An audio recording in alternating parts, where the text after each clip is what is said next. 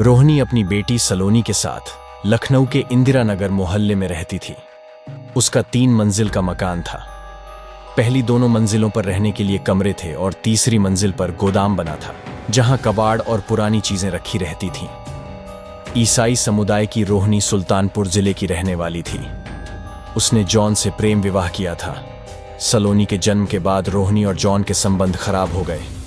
रोहिणी ने घुट-घुट कर जीने के बजाय अपने पति जॉन से तलाक ले लिया। इसी बीच रोहिणी को लखनऊ के सरकारी अस्पताल में टेक्नीशियन की नौकरी मिल गई। वेतन ठीक ठाक था, इसलिए वह अपनी आगे की जिंदगी अपने खुद गुजारना चाहती थी। जॉन से प्यार, शादी और फिर तलाक ने रोहिणी की जिंदगी को बहुत बोझिल बना दिया था। कम उम्र की तलाकशुदा महिला का समाज में अकेले रहना सरल नहीं होता। समय गुजर रहा था, बेटी बड़ी हो रही थी। रोहिणी अपनी बेटी को पढ़ा लिखाकर बड़ा बनाना चाहती थी, क्योंकि अब उसका भविष्य वही थी। सलोनी प्राइवेट स्कूल में पढ़ती थी, पढ़ने में होशियार। रोमिला ने लाड प्यार से उसकी परवरिश लड़कों की तरह की थी। सलोनी भी खुद को लड़कों की तरह समझने लगी थी। वह जिद्दी स्वभाव की तो थी ही, गुस्सा भी खूब करती थी। जन्म के समय ही कुछ परेशानियों के कारण सलोनी के शरीर के दाएं हिस्से में पैरालिसिस का अटैक पड़ा था, लेकिन उम्र बढ़ने के साथ उसका असर करीब करीब खत्म हो गया था। सलोनी बॉबकट बाल रखती थी।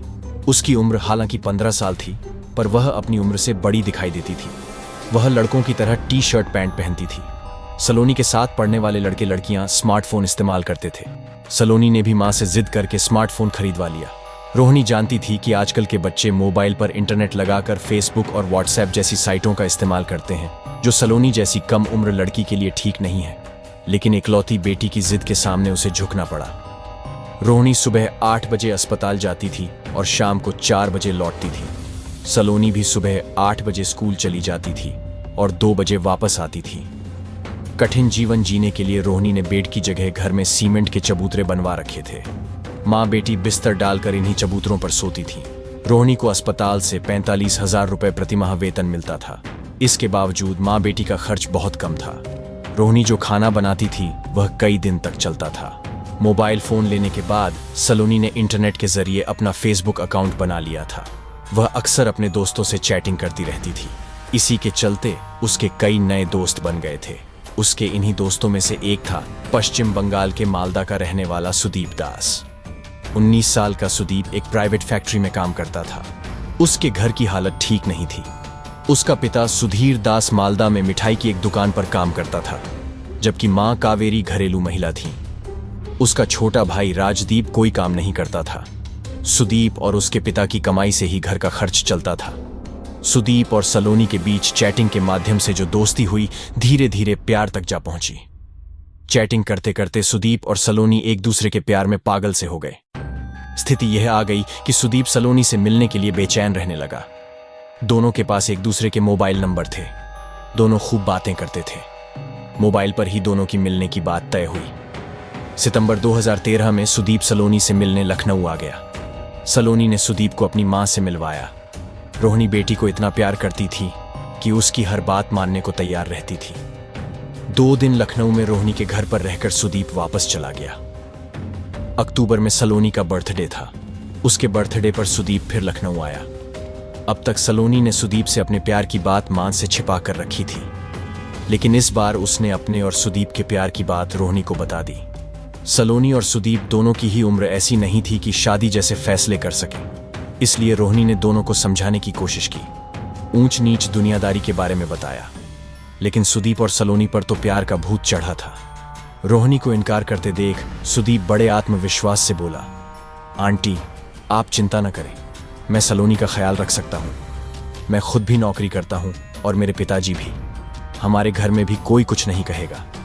बातचीत के दौरान रोहिणी सुदीप के बारे में सब कुछ जान गई थी, इसलिए सोच विचार कर बोली, देखो बेटा, तुम्हारी सारी बातें अपनी जगह सही हैं। मुझे इस रिश्ते से भी कोई एतराज नहीं है, पर मैं यह रिश्ता तभी स्वीकार करूंगी जब तुम कोई अच्छी नौकरी करने लगोगे।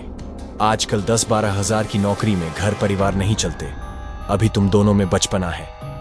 ठीक है आंटी, मैं आपकी बात मान लेता हूँ, लेकिन आप वादा करिए कि आप उसे मुझसे दूर नहीं करेंगी। जब मैं कुछ बन जाऊंगा तो सलोनी को अपनी बनाने आऊंगा। सुदीप ने फिल्मी हीरो वाले अंदाज में रोहिणी से अपनी बात कही। इस बार सुदीप सलोनी के घर पर 1 सप्ताह तक रहा। इसी बीच रोहिणी ने सुदीप से स्टाम्प पेपर पर लिखवा लिया कि वह किसी लायक बन जाने के बाद ही सलोनी से शादी करेगा। इसके बाद सुदीप अपने घर मालदा चला गया, लेकिन लखनऊ से लौटने के बाद उसका मन नहीं लग रहा था। जवानी में, खासकर चढ़ती उम्र में, महबूबा से बड़ा दूसरा कोई दिखाई नहीं देता।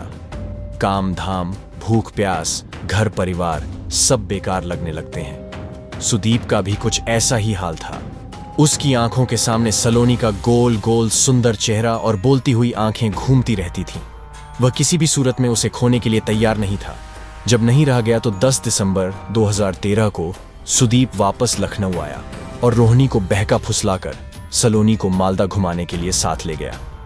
हालांकि सलोनी की मां रोहिणी इसके लिए कतई तैयार नहीं थी, लेकिन सलोनी ने उसे मजबूर कर दिया। दरअसल मां के प्यार ने उसे इतना जिद्दी बना दिया था कि वह कोई बात सुनने को तैयार नहीं होती थी। रोहिणी के लिए बेटी ही जीने का सहारा थी। वह उसे किसी भी कीमत पर खोना नहीं चाहती थी, इसलिए वह सलोनी की जिद के आगे झुक गई। करीब 2 माह तक सलोनी सुदीप के साथ मालदा में रही। मार्च 2014 में सलोनी वापस आ गई। सुदीप भी उसके साथ आया था। बेटी का बदला हुआ स्वभाव देखकर रोहिणी को झटका लगा। सलोनी उसकी कोई बात सुनने को तैयार नहीं थी। पति से अलग होने के बाद रोहिणी ने सोचा था कि वह बेटी के सहारे अपना पूरा जीवन काट लेगी। अब वह बेटी के दूर जाने की कल्पना मात्र से बुरी तरह घबरा गई थी, लेकिन हकीकत वह नहीं थी जो रोहिणी देख या समझ रही थी। सच यह था कि सलोनी का मन सुदीप से उलट गया था। उसका झुकाव यश नाम के एक अन्य लड़के की ओर होने लगा था, जबकि सुदीप हर हाल में सलोनी को पाना चाहता था। वह कई बार उसके साथ जबरदस्ती करने की कोशिश कर चुका था। रोहिणी ने अस्पताल से 1 मार्च 2014 से 21 मार्च तक की छुट्टी ले रखी थी। उसने अस्पताल में छुट्टी लेने की वजह बेटी की परीक्षाएं बताई थीं। 7 अप्रैल 2014 की सुबह रोहिणी के मकान के पड़ोस में रहने वाले रणजीत सिंह ने थाना गाजीपुर आकर सूचना दी कि बगल के मकान में बहुत तेज बदबू आ रही है। उन्होंने यह भी बताया कि मकान मालकिन रोहिणी काफी दिनों से घर पर नहीं है। सूचना पाकर SO Ghazipur Novendra Singh, senior inspector Ramraj Kushwaha और सिपाही अरुण कुमार सिंह रोहिणी के मकान पर पहुंच गए। देखने पर पता चला कि मकान के ऊपर के हिस्से में बदबू आ रही थी। पुलिस ने फोन करके मकान मालकिन रोहिणी को बुला लिया। वहां उसके सामने ही मकान खोलकर देखा गया तो पूरा मकान गंदा और रहस्यमय सा नजर आया। सिपाही अरुण कुमार और एसएसआई रामराज कुशवाहा तलाशी लेने ऊपर वाले कमरे में पहुंचे तो कबाड़ रखने वाले कमरे में एक युवक की सड़ी गली लाश मिली। पुलिस ने रोहिणी से पूछताछ की तो उसने बताया कि वह लाश मालदा, पश्चिम बंगाल के रहने वाले सुदीप दास की है। वह उसकी बेटी सलोनी का प्रेमी था और उससे शादी करना चाहता था। जब सलोनी ने इनकार कर दिया तो सुदीप ने फांसी लगाकर आत्महत्या कर ली। रोहिणी ने आगे बताया कि इस घटना से वह बुरी तरह डर गई थी। उसे लग रहा था कि हत्या के इल्जाम में फंस जाएगी, इसलिए वह घर को बंद करके फरार हो गई थी। पुलिस ने रोहिणी से नंबर लेकर फोन से सुदीप के घर संपर्क किया और इस मामले की पूरी जानकारी उसके पिता को दे दी, लेकिन उसके घर वाले लखनऊ आकर मुकदमा कराने को तैयार नहीं थे। इस पर एसओ गाजीपुर ने अपनी ओर से मुकदमा दर्ज करके इस मामले की जांच शुरू कर दी। प्राथमिक कार्रवाई के बाद सुदीप की लाश को पोस्टमार्टम के लिए भेज दिया गया। 8 अप्रैल 2014 को सुदीप की लाश की पोस्टमार्टम रिपोर्ट आने के बाद जो सच सामने आया वह चौंका देने वाला था। इस बीच सलोनी भी आ गई थी। रोहिणी और उसकी बेटी सलोनी ने अपने बयानों में कई बातें छिपाने की कोशिश की थी, लेकिन उनके अलग अलग बयानों ने उनकी पोल खोल दी। एसपी गोमती और सीओ गाजीपुर विशाल पांडेय पुलिस विवेचना पर नजर रख रहे थे, जिससे इस पूरे मामले का बहुत जल्दी पर्दाफाश हो गया। मां बेटी से पूछताछ के बाद जो कहानी सामने आई वह कुछ इस तरह थी। 13 मार्च 2014 की रात को सलोनी अपने कमरे में किसी से फोन पर बात कर रही थी। इसी बीच सुदीप उससे झगड़ने लगा।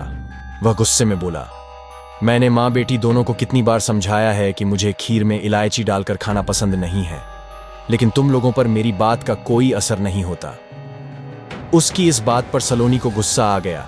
उसने सुदीप को कहा, तुम मां से झगड़ने के बहाने तलाश करते रहते हो, बेहतर होगा तुम यहां से चले जाओ, मैं तुमसे किसी तरह की दोस्ती नहीं रखना चाहती। यह कहकर सलोनी ऊपर चली गई। वहां उसकी मां पहले से दोनों का लड़ाई झगड़ा देख रही थी। सुदीप, तुम मेरे घर से चले जाओ। रोहिणी ने बेटी का पक्ष लेते हुए चेतावनी भरे शब्दों में कहा, तो सुदीप उससे भी लड़ने झगड़ने लगा। ये देख माँ बेटी को गुस्सा आ गया। सुदीप भी गुस्से में था। उसने माँ बेटी के साथ मारपीट शुरू कर दी। जल्दी ही वह दोनों पर भरी पड़ने लगा। तभी रोहिणी की निगाह वहां रखी हॉकी स्टिक पर पड़ी। रोहिणी ने हॉकी उठाकर पूरी ताकत से सुदीप के सिर पर वार किया। एक दो नहीं, कई बार, एक साथ कई बार होने से सुदीप की वहीं गिरकर मौत हो गई। सुदीप की मृत्यु के बाद माँ बेटी दोनों ने मिलकर उसकी लाश को बोरे में भरकर कबाड़ वाले कमरे में बंद कर दिया। इसके बाद अगली सुबह दोनों घर पर ताला लगाकर गायब हो गई। पुलिस को उलझाने के लिए रोहिणी ने बताया कि वह यह सोचकर डर गई थी कि सुदीप का भूत उसे परेशान कर सकता है, इसलिए वे दोनों हवन कराने के लिए हरिद्वार चली गई थीं। पुलिस ने अपनी जांच में पाया कि मां बेटी हरिद्वार वगैरह कहीं नहीं गई थी, बल्कि दोनों लखनऊ में इधर उधर भटक कर अपना समय गुजारती थीं। वे समझ नहीं पा रही थीं कि इस मामले को कैसे सुलझाएं, क्योंकि सुदीप की लाश घर में पड़ी थी। उसकी लाश की पोस्टमार्टम रिपोर्ट आने के बाद इस बात का खुलासा हो गया था कि मामला आत्महत्या का नहीं बल्कि हत्या का था। गाजीपुर पुलिस ने महिला दारोगा नीतू सिंह, सिपाही मंजू द्विवेदी और उषा वर्मा को इन मां बेटी से राज कबूलवाने पर लगाया। जब उन्हें बताया गया कि पोस्टमार्टम रिपोर्ट में सुदीप की मौत का कारण सिर पर लगी चोट को बताया गया है, तो वे टूट गईं। दोनों ने अपना गुनाह कबूल कर लिया। रोहिणी की निशानदेही पर हॉकी स्टिक भी बरामद हो गई। 8 अप्रैल 2014 को पुलिस ने मां रोमिला को जेल और उसकी नाबालिग बेटी सलोनी को बाल सुधार गृह भेज दिया। जो भी जैसे भी हुआ हो, लेकिन सच यह है कि फेसबुक की दोस्ती की वजह से सुदीप का परिवार बेसहारा हो गया है। पुलिस उसके परिवार को बार बार फोन करके लखनऊ आकर बेटे का दाह संस्कार कराने के लिए कह रही थी, लेकिन वे लोग आने को तैयार नहीं थे। सुदीप की लाश लखनऊ मेडिकल कॉलेज के शवगृह में रखी थी। एसओ गाजीपुर नोवेंद्र सिंह सिरोही ने सुदीप के पिता सुधीर दास को समझाया और भरोसा दिलाया कि वह लखनऊ आए, वे उनकी पूरी मदद करेंगे। पुलिस का भरोसा पाकर सुदीप का पिता सुधीर दास लखनऊ आया। बेटे की असमय मौत ने उसका कलेजा चीर दिया था। सुधीर दास पूरे परिवार के साथ लखनऊ आना चाहता था, लेकिन उसके पास पैसा नहीं था, इसलिए परिवार का कोई सदस्य उसके साथ नहीं आ सका। वह खुद भी पैसा उधार लेकर आया था। सुधीर दास की हालत यह थी कि बेटे के दाह संस्कार के लिए भी उसके पास पैसा नहीं था। जवान बेटे की मौत से टूट चुका सुधीर दास पूरी तरह से बेबस और लाचार नजर आ रहा था। उनकी हालत देखकर गाजीपुर पुलिस ने अपने स्तर पर पैसों का इंतजाम किया और सुदीप का क्रियाकर्म भैंसाकुंड के इलेक्ट्रिक शवदाह गृह पर किया। सुदीप की अभागी मां कावेरी और भाई राजदीप तो उसे अंतिम बार देख भी नहीं सके। क्रियाकर्म के बाद पुलिस ने ही सुधीर के वापस मालदा जाने का इंतजाम कराया। गरीबी से लाचार यह पिता बेटे की हत्या करने वाली मां बेटी को सजा दिलाने के लिए मुकदमा भी नहीं लड़ना चाहता। अनजान से मोहब्बत और उससे शादी की जिद ने सुदीप की जान ले ली। सुदीप अपने परिवार का इकलौता कमाऊ बेटा था। उसके जाने से पूरा परिवार पूरी तरह से टूट गया है। सलोनी और सुदीप की एक गलती ने 2 परिवारों को तबाह कर दिया है।